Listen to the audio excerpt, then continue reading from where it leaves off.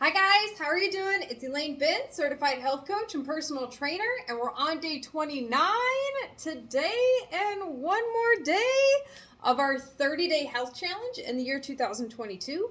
I hope everybody is having a great week, and I hope your weekend got started off on a great foot. So today's topic, we're using a little bit of information from yesterday. Yesterday we talked about body weight and body density. So if you do want to use an equation that I'm going to put a link to in order to determine your body fat percentage, you will need to know your current weight, gender, and your age. Today's topic, body fat percentage. Body fat percentage, even when you're measuring it, just so everybody is aware, there's a margin of error. So depending on the method, what you use in order to check your body fat percentage, hydration, it is best if your body is properly hydrated. How do you know if you're properly hydrated? So average body weight in a day, you can carry about 8 pounds of water. So you go to bed and you weigh, let's say, 148 pounds. You wake up the next day, you're dehydrated, you slept for 8 hours, you haven't had anything to drink all night, you wake up and you're 140 pounds. Same thing, this fluctuation can happen all the time. And depending on if you're dehydrated, if you don't have enough water, and you go to get your body fat measured, it'll give you an inaccurate reading. Okay, so body fat percentage. Women and men, we have different ranges for the body fat percentage that we want. Women, we want a higher body fat percentage. Our bodies create a higher amount of the hormone estrogen, progesterone. We create hormones that are going to give us more body fat. That is biologically necessary in order for women to have babies. So in order to get pregnant, bring a baby to term, lactate, so if you're going to go through the breastfeeding process, you need to have more body fat than men. Men, you don't need as much body fat as women. You biologically, especially with you having more testosterone than women, you have a biological advantage to gaining muscle and having less body fat. Sorry, ladies, that is the way it is. So what are some of the methods? How can you measure your body fat? So what I use, I work from home, so my home is my lab. I use calipers. So body fat calipers, there's about a 3 to 5% error. So I use this, and we measure different body sites on men and women. So if you're using a basic caliper, on women, we measure at the tricep, the suprailiac, which is the hip, which is right above the hip bone, a little anterior, a little to the front, and then we measure at the thigh. Men, for skin fold calipers, we measure at the chest, and then at the abs by the belly button, and then also at the thigh. The reason for the differentiation between men and women and where we test their sites is because men and women biologically store body fat in different areas. And there's other testing methods. So like when I was an undergrad, when I went to Illinois State University, I worked in the physiology lab, and we did all sorts of methods.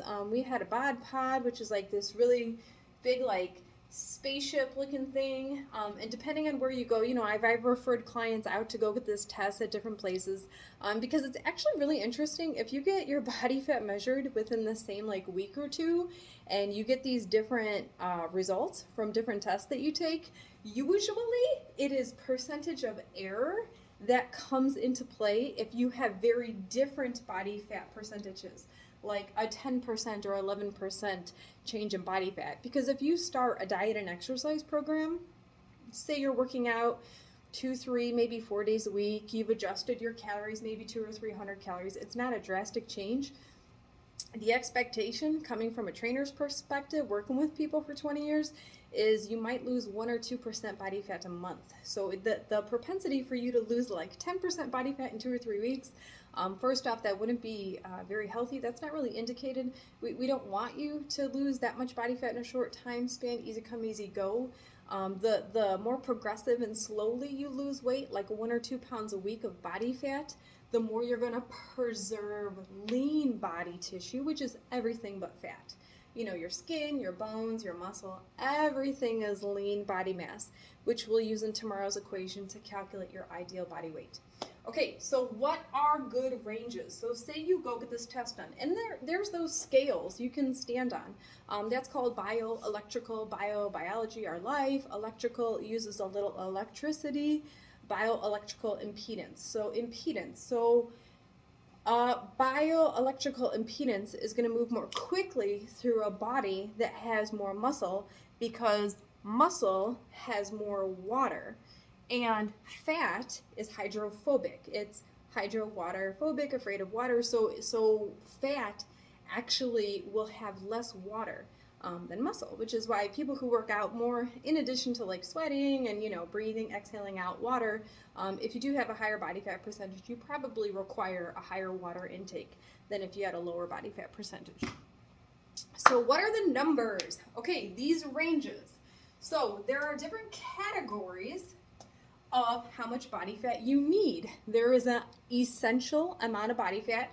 And like me, I studied physiology, so I got to work with cadavers. I could kind of see, depending on where the cadaver was in their stage of processing, and if you could see like how the body and the bones responded to carrying a certain amount of weight. That was pretty interesting.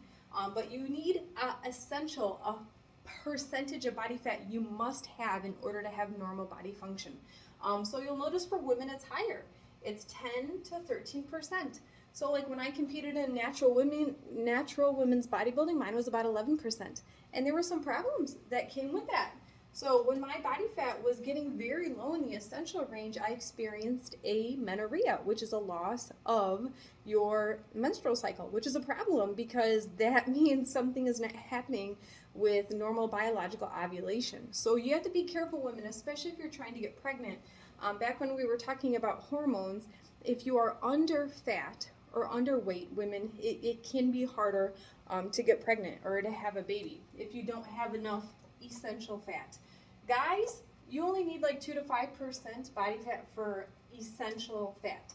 Athletes, what's an athlete? Someone who's probably training 5 to 6 days a week. They're putting concerted effort, maybe 2 to 3 hours a day into their sport. That range, they tend to have leaner bodies. Women, 14 to 20%. The category you would be put into if you have this percentage of body fat is the athletic population, and then men, 6 to 13%. Fitness, I put myself into this category. My body fat is right in that range, but I try to work out 2 to 3 days a week, and then if I can, work out a little bit more. But if you're eating a pretty good diet and you're working out 2 to 3 days a week, your body fat might land in this fitness category. Women, it's 21 to 24%, and men, it's 14 to 17%. And then average, this is healthy.